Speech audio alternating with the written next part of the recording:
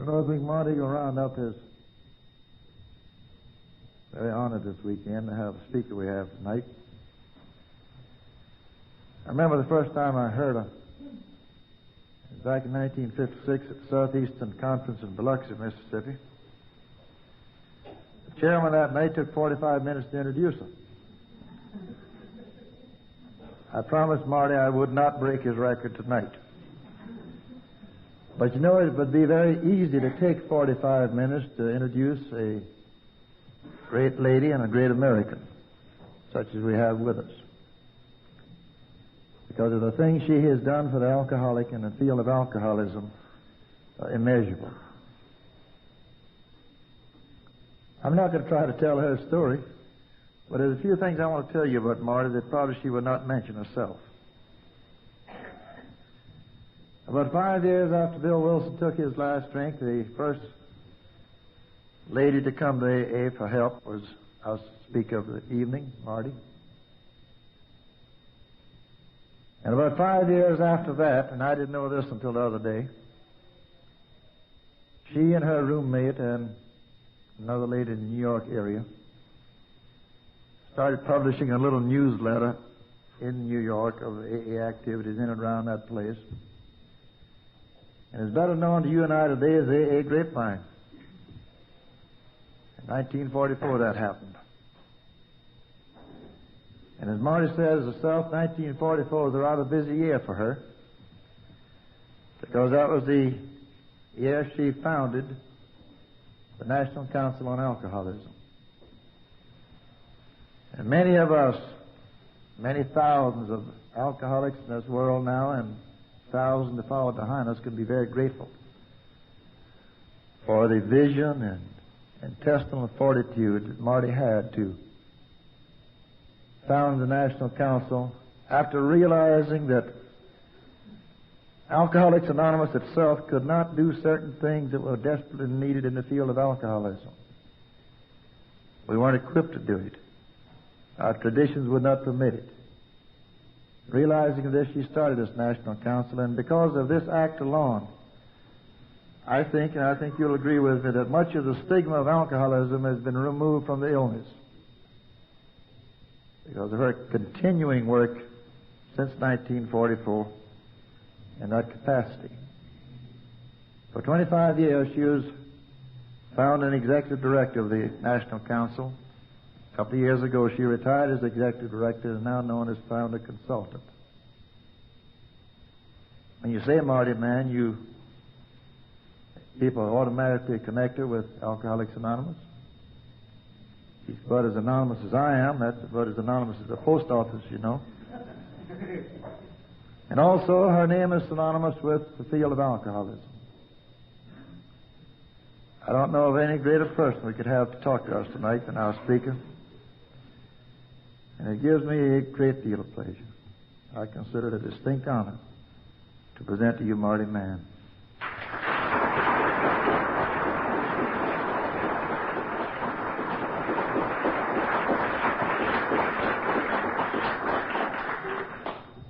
I like that. Hi, everybody.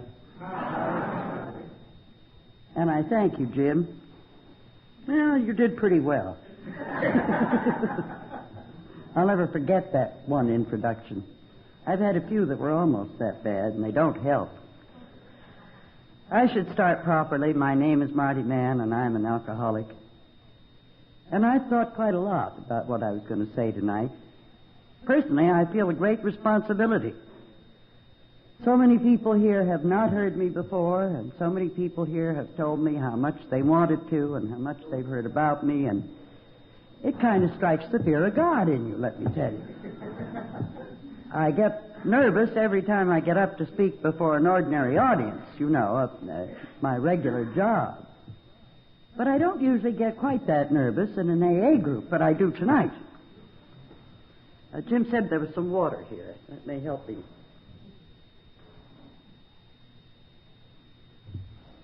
Anyway, I had come to the conclusion that the best thing I could do was the simplest thing, which was to tell my own story, and most particularly what AA has meant to me, how that meaning has changed over the years and why.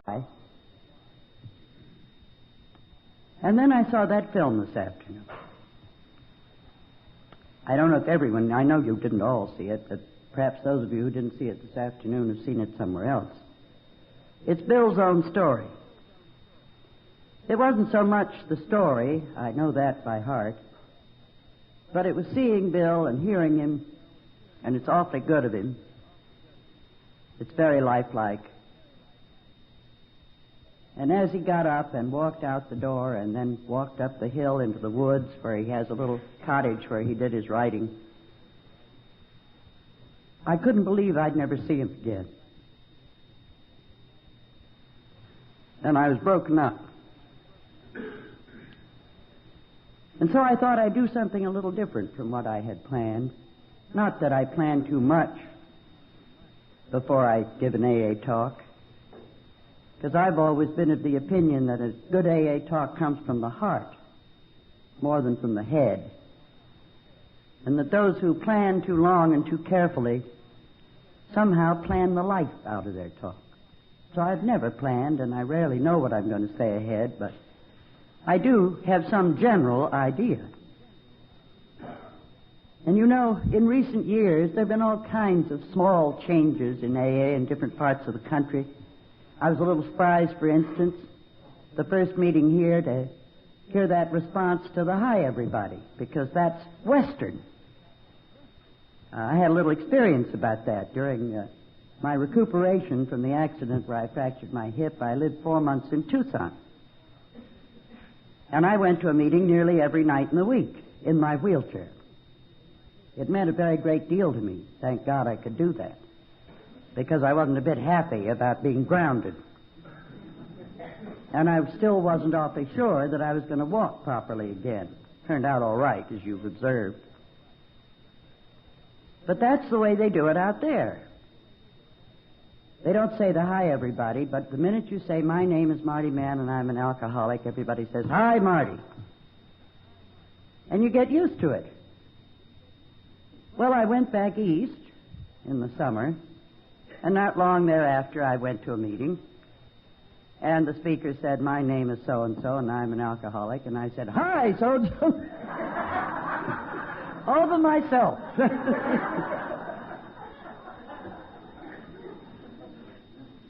And I told them afterwards, because they were kidding me, I said, "Well, you know, it's a nice thing to do. You make the speaker feel very warm and very wanted. And I think we ought to break down from our Eastern reserve and adopt one of these Western things." Now I can say they do it in the South, too. So who do we think we are in the Northeast, anyway? But one of the things that has grown up in New York in recent years is a requirement for a speaker. We used to have requirements. But you know, there are always periods when AAs get awfully full of business about rules and regulations. I can remember back to the time when some groups drew up bylaws, and they had rules and regulations. And I remember Bill saying if that had been around when he came in, he'd never have made it.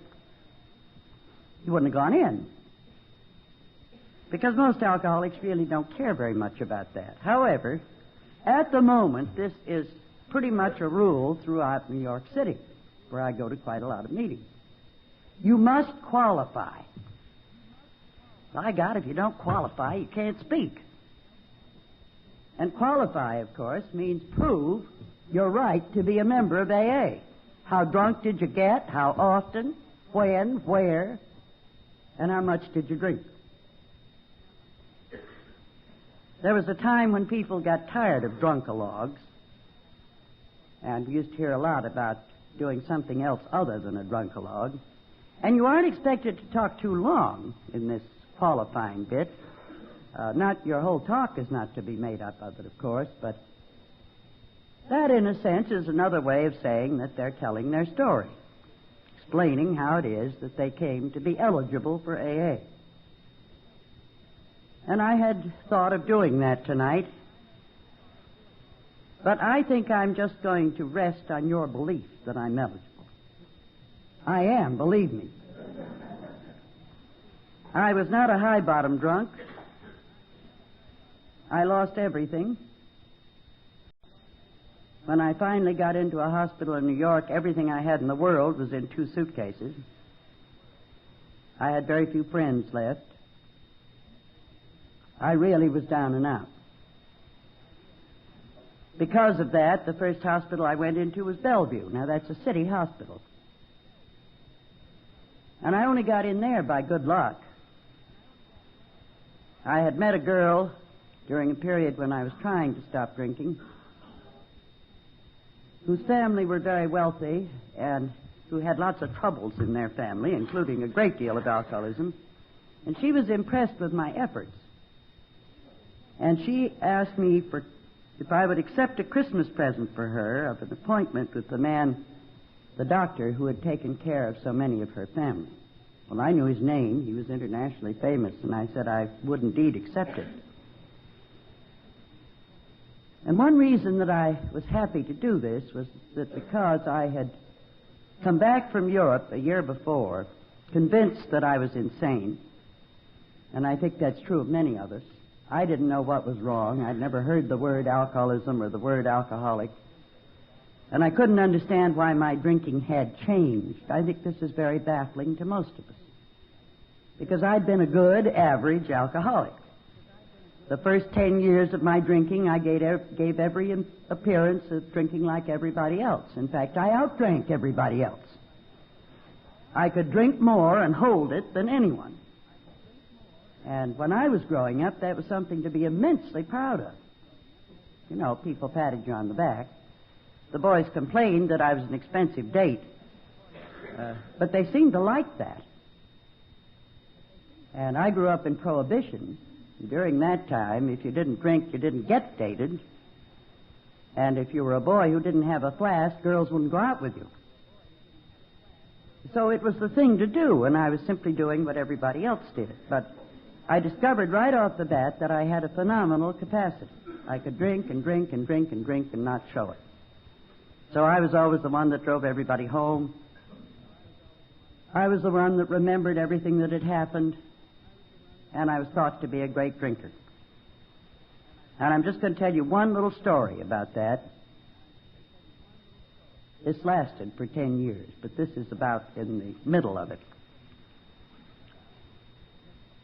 There was apparently some boasting by a young man I was going out with about my capacity, which was considered so great. And another man, and this was just a group of men talking, gave him an argument and said there was another girl that was a better drinker than I was. Well, the argument waxed hot and heavy, and bets were made on which of the two of us was the best drinker. And you know, over $5,000 was wagered on this. So something had to be done to settle these bets. And a party was planned in the house of the other girl who was being bet on, which was her in-laws' home. It was a great big house on Lakeshore Drive in Chicago. And the elders of the family were away. So the house was all ours. And this party was set up, and a committee of 3 was selected to be the judges, and they were not permitted to drink anything at all. Their job was to watch Gladys and me. The drink was settled upon, and it was French 75s. Do any of you remember what those were? Gin and champagne, highball. The gin at that period in time was mostly made in the bathtub, but the champagne in that house was excellent, so it was quite a palatable drink. That's all we were to drink, and we were to match each other drink for drink. I guess there were about 50 people invited to this party, and it was a very gay and hilarious party. I distinguished myself a couple of times during the evening. The drinks were set up down in the cellar, which had an immense kitchen and a big servants' dining room, and it seemed a good place to set out the food. We didn't want servants, you see. They'd all been dismissed. We wanted to be free to do what we wanted. And there was a young man in the group that played the piano very well. Piano was upstairs on the ground floor of the house. But he got down there in the bar, and he couldn't be detached from the bar, and we wanted him to go back and play the piano, and he wouldn't. So I picked him up and carried him upstairs, sat him on the piano bench. Well, you know what liquor does, gives you false strength, but it really worked. There was another discussion about how far up in the house the dumbwaiter went. There was an old-fashioned dumbwaiter in the kitchen down there. And I said, well, I'll find out. So I climbed in the dumbwaiter, and they ran me up to the top of the house. That's where it went. And down again. Well, these are the kind of silly, stupid things you do when you're drinking. And about 3 o'clock in the morning, there were quite a few bodies lying around, and a number of people had left. Well, there was still a handful, so we went on a bit longer.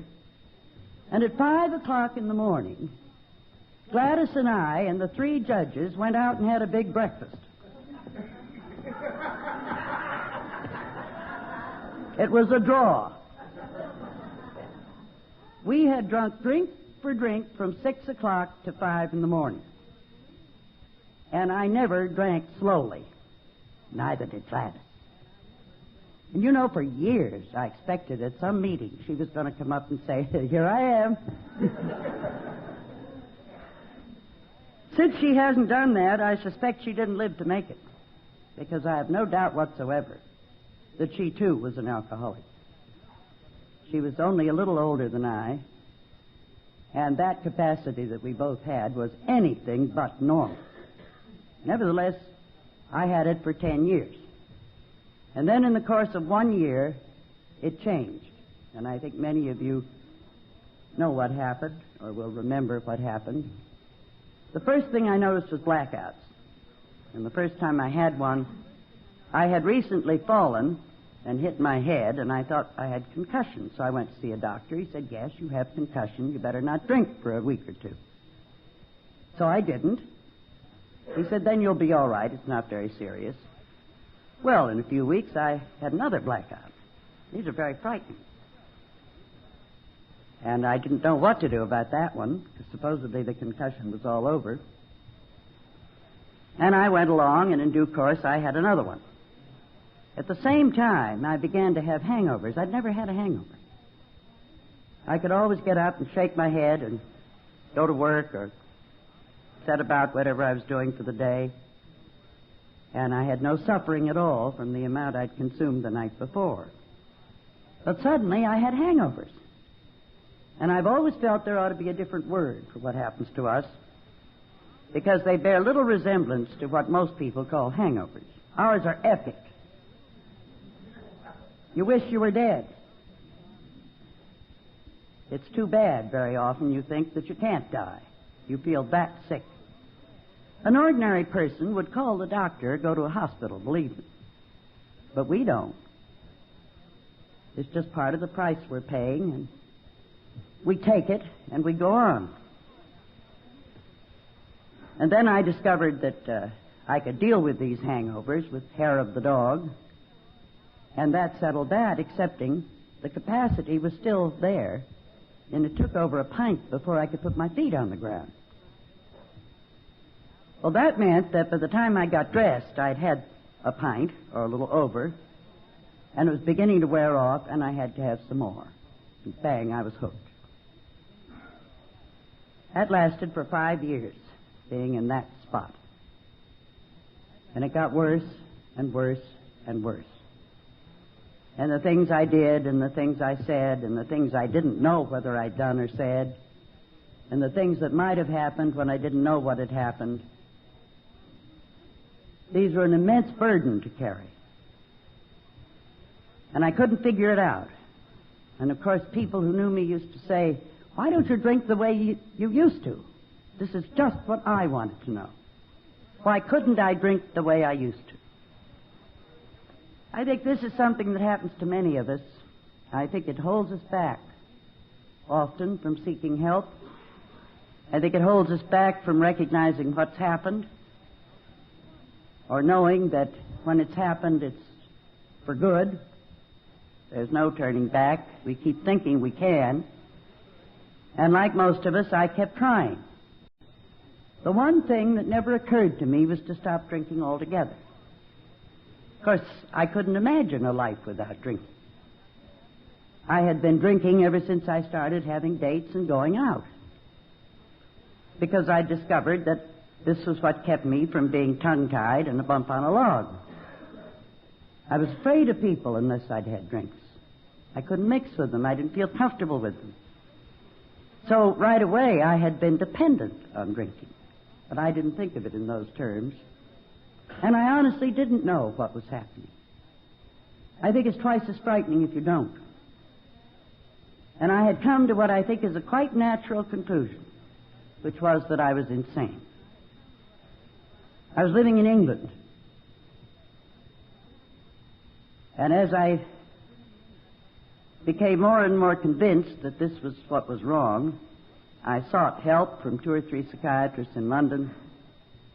They all told me I was having a nervous breakdown. I was burning the candle at both ends, and this, that, and the other. And I came to the conclusion that they weren't telling me the truth. And that quite clearly one of them was going to, when I finally found the right one, was going to lock me up somewhere for keeps. And if that was going to happen, I'd better go home. It was not easy, but I finally managed to get back to America. I'd made a lot of promises to myself. I was going home. I'd been away for 7 years, and everything was going to be different. And I was going to make a fresh start. I'd been doing the geographic cure within Great Britain. I'd lived in several parts of England, and I'd lived in Scotland, and that hadn't done anything. I don't know why I thought going home would do it, but I'd sort of figure out for myself that maybe the trouble was I was rootless. I'd pulled up my roots, and I'd better go home where I belonged and get my roots down, and then everything would be all right. So I wasn't going to drink going home. That was the beginning of the new life. I was poured on the boat, of course. And 7 years away and really wanting to go home. I never saw the skyline when the boat came into New York. I didn't know we'd landed. I was the last one off the boat, and I was carried off. And for the next year, I was solidly drunk in New York. But I felt that I had to find help. I'd been looking for it in England. I hadn't found it. I felt now I should do it in New York. And in the course of that year, I had seen 7 different psychiatrists, because I thought I was a mental case. That's who I went to. I was perfectly honest about my drinking. It didn't occur to me not to be, because that's why I thought I was insane. So I had to tell it to explain to them. None of them would take me on. They were all honest psychiatrists. And in the 1930s, they didn't know what to do with the drunk. They really didn't. So they would all tell me they couldn't help me. And when I'd say, well, what should I do? And they said, well, you'd better commit yourself to a state institution. And I'd say, for how long? They would either evade that question, or one of them finally said, indefinite. Well, then I knew that what I feared was true. They just weren't telling me the truth. It was too awful for them to tell me. But clearly, I had the kind of insanity that meant that if I did go into one of these places, I'd never come out. And I had the usual misconceptions about what a mental institution was. That was the period when they spoke of snake pits. And I was a little afraid. So every time this was said to me, I'd go out of that office and I'd head for the nearest bar and I'd drink as many double martinis as I had money for to forget what I'd been told. And then I'd go on my merry way until it got so bad I had to find another one. The man I referred to earlier was the 8th one. And he said something to me. He said, I don't think you're insane. I'm not going to put you in a psychiatric hospital or a psychiatric ward. But he said, you're broke, and I'm the head of the Department of Neurology at Bellevue, and I can put you in Bellevue if you'll go. And I said, yes, I'll go. Well, he said, I'm doing this in spite of the fact that in my experience, people like you, that was all I was ever called for the next few years, people like you have one chance in 100. But you want to get well so badly, I think maybe you're that one, and I'm going to take a chance on you. Well, I would have gone anywhere, because the nightmare that I'd been living in really for 5 years was more than I could take. I wanted no more of it. I tried suicide twice, incidentally, during this period, and hadn't succeeded. I knew that the third time I'd have to succeed unless something else happened. So I went into Bellevue. In the neurological ward, 34 beds. I was there 7 months. And my doctor came there twice a week, and he'd sit by my bed for 10 or 15 minutes and talk. And I don't know why I knew enough to tell him that I wasn't ready to leave. I was scared to leave, tell the truth, because he always asked me, you feel better now? Do you think you can go out? And I told him, I said, if everything goes all right, everything goes well, I might make it. But if anything goes wrong, I'll be right back where I was. And I didn't want to risk it. And I still was convinced, in spite of what he'd said, on top of all the others, that what I needed was psychiatric treatment, because what had gone wrong was in my head. And it had to be put right if I was to get well. And finally I persuaded him that this was what I had to have. And he made arrangements for me to get into a private sanitarium in Connecticut. I was accepted there. The medical director, Dr. Tebow, was my psychiatrist. And after 7 months in Bellevue, going up there was like going to heaven. Beautiful place, 500 acres. And I saw Dr. Tebow every day. And that's what I had wanted. And I thought, now I've got it made. Now everything's going to be fine. Well, I arrived up there the end of June. Dr. Tebow, unfortunately, took July for his vacation. And right after I got there, I had met several people that seemed to be my kind of people. They were all alcoholics. 2 women and a man. They had different doctors. They didn't have Dr. Tebow. Their doctors were teaching them how to drink. And I figured I had the wrong doctor. Well, one of the doctors, the man and one woman, were patients of this man, who incidentally is a very eminent doctor. He's become a great friend of mine since, but was looking at a place, thinking of starting a place up in the Adirondacks and transferring all his patients to this other place, and he wanted these 2 patients to see it. So he invited them to drive up to the Adirondacks, and they said they wouldn't go without me.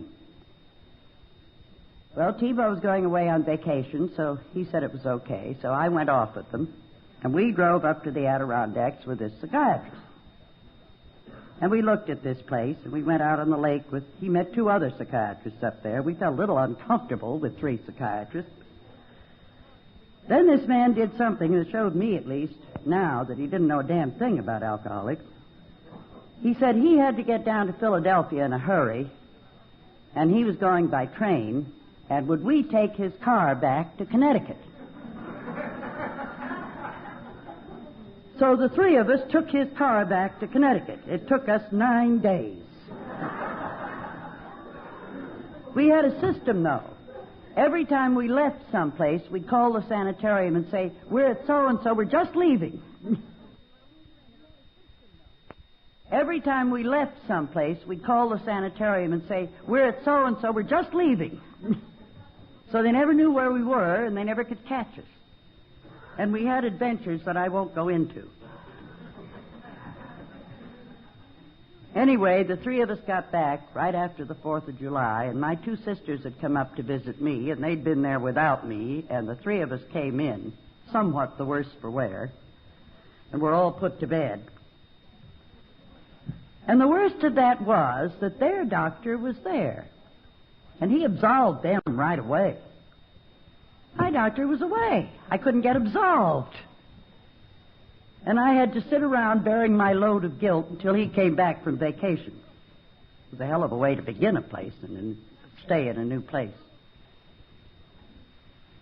That, I think, for anyone with anything else except alcoholism would have taught them a lesson. It didn't teach me one. I didn't, naturally, have anything to drink for quite a while after that because I didn't have the opportunity. Goals for what I wanted to achieve with myself. I discovered that alcohol is only mentioned in one of those 12 steps, the first. The rest of the steps aren't about drinking.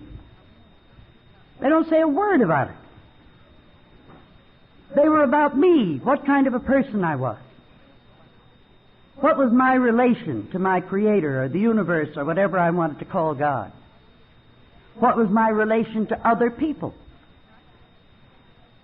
What was my relation to myself? What did I think of me? Was I comfortable with me? Certainly not. Never met a drinking alcoholic who was. One reason we drink.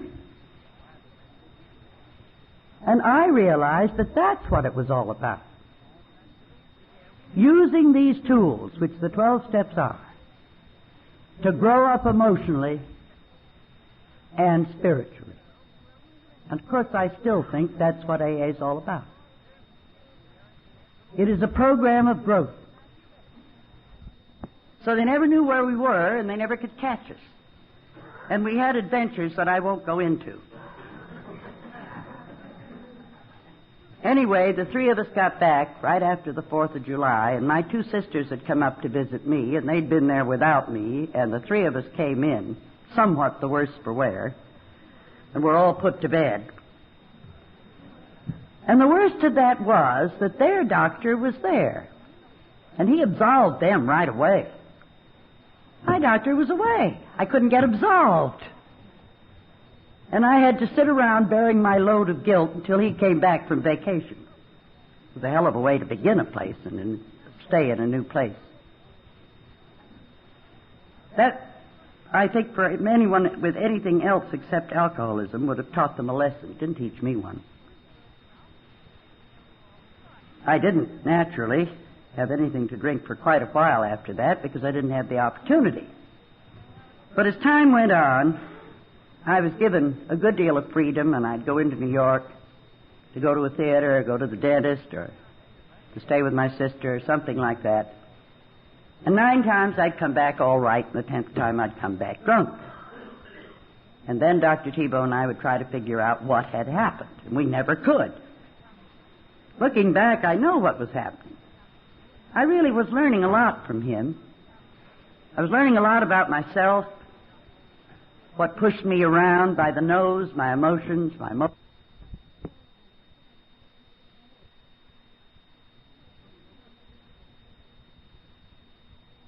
grew. We'd grown chronologically. Our years had piled up. We might have grown intellectually a great deal. We might have a string of degrees. We might be brilliantly intellectual. But emotionally, we were exactly the age at which we first began to depend on alcohol. In my case, 17. And I discovered that I had to grow up, and that the 12 steps were going to be my tools for growing up. And that I had to begin setting goals for what I wanted to achieve with myself. I discovered that alcohol is only mentioned in one of those 12 steps, the first. The rest of the steps aren't about drinking. They don't say a word about it. They were about me, what kind of a person I was. What was my relation to my Creator or the universe or whatever I wanted to call God? What was my relation to other people?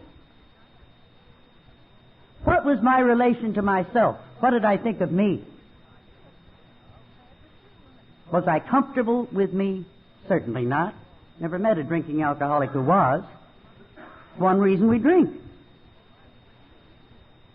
And I realized that that's what it was all about. Using these tools, which the 12 steps are, to grow up emotionally and spiritually. And of course, I still think that's what AA is all about. It is a program of growth. And I've watched it happen to people, hundreds and hundreds of them. And it's a fantastic thing to see. And I think it's happened a bit to me, too. Sometimes it slows down and you get stuck on a plateau and you get discouraged and depressed. But that's true of the learning process anyway. You shoot up for a while and then you level out. And it's almost as if you needed that time on a plateau to sort of sort out everything that had happened in the quick upbeat that you took at first. And I discovered that could be lived with. You would think from the way I talked that just going to that meeting and finding the fellowship and coming to understand what the 12 steps were, that was it. Alcoholism's not that simple. And we are not that simple. 8 months after I came into AA, I had a bad slip. I think that's very often a difficult period for new people. It was for me. I couldn't think for a long while why it had happened. Later, my hindsight began to show me some of the reasons why it had happened. One was awfully simple. I'd been so good for so long, and what the hell was it getting me? I wasn't having any rewards. I didn't have a job. I didn't have any money. My sister had gotten engaged, and I was a fifth wheel in my own home. Terrible. I couldn't stand it.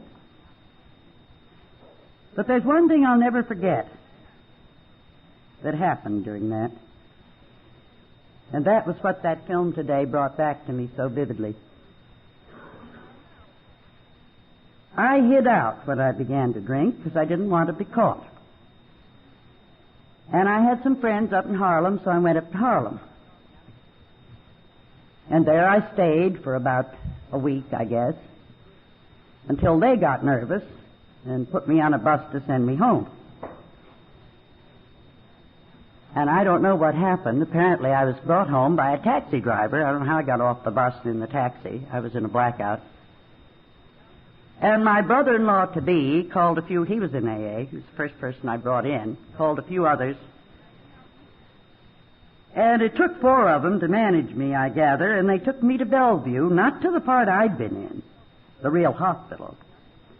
They took me to what still existed in those days, the alcoholic ward. And it was hell. And I came to there the next day, and I won't describe it. Unbelievably awful. It was just before Christmas. The place was packed.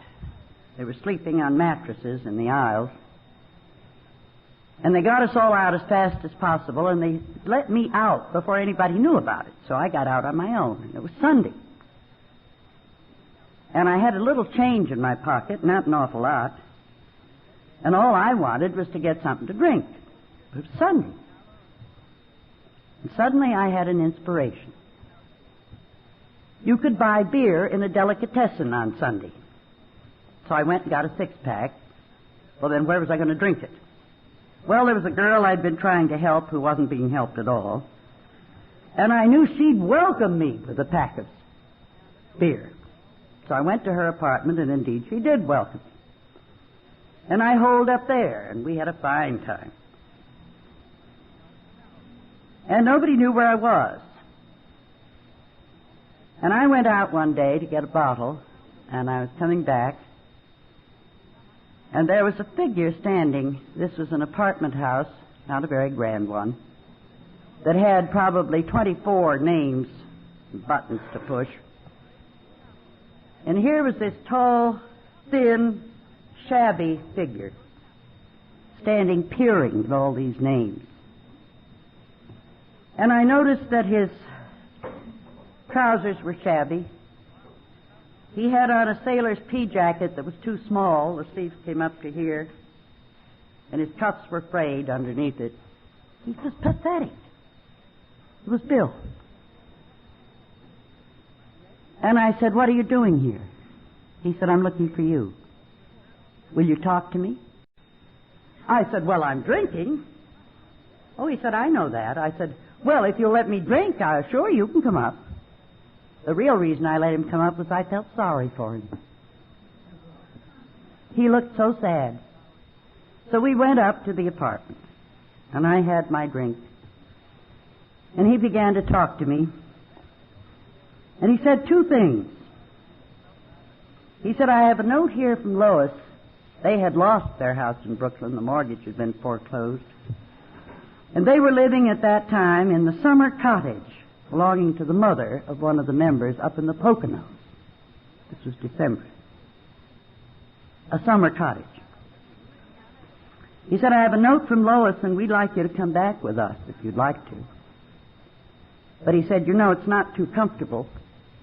If you'd rather go in a hospital, we've raised the money between us to pay for you to go in Town's hospital. That's the hospital where Bill had gotten sober. You had to pay the money on the nail before you were let in at Town's, and it was quite expensive.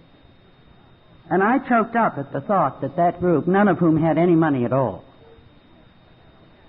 had somehow put together enough money to put me in that hospital. And I said, no, I'll go with you, Lois. Also, Lois's note had said, we want you up here because we love you. And then Bill turned to me and he said, do you want to go on drinking? I said, naturally not. Well, he said, I didn't think you did. He put his arms around me. He said, you know, you and I have a long way to go together. That was the real thing. So I went up to the Poconos and I had an awful time. He tapered me off. Took 3 days. Then I had a gallbladder attack.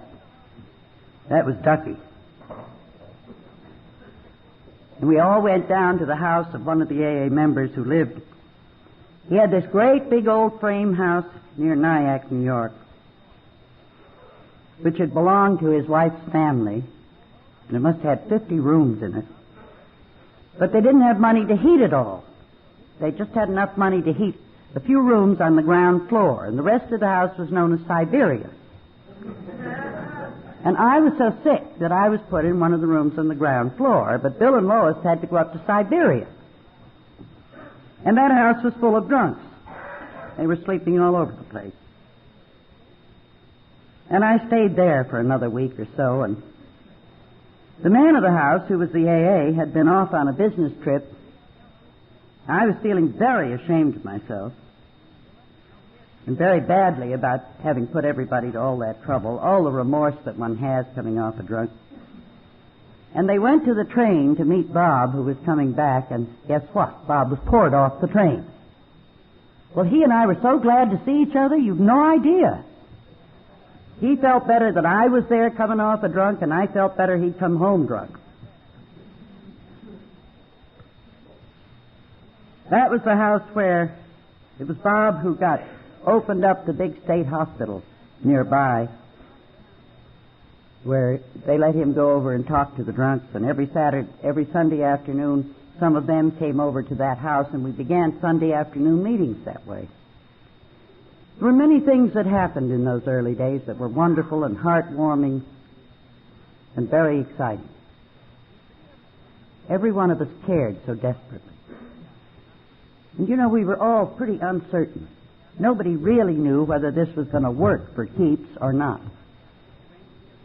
So that every time anybody had a slip, everybody suffered, was shaking their own faith and their own sobriety. We don't have that anymore. We're pretty certain. Too many AA members have died after long years of sobriety, died sober, showing that you can stay sober for the rest of your life. We know it works. All we have to do is to do our part, whatever that is. Our share, whatever that is.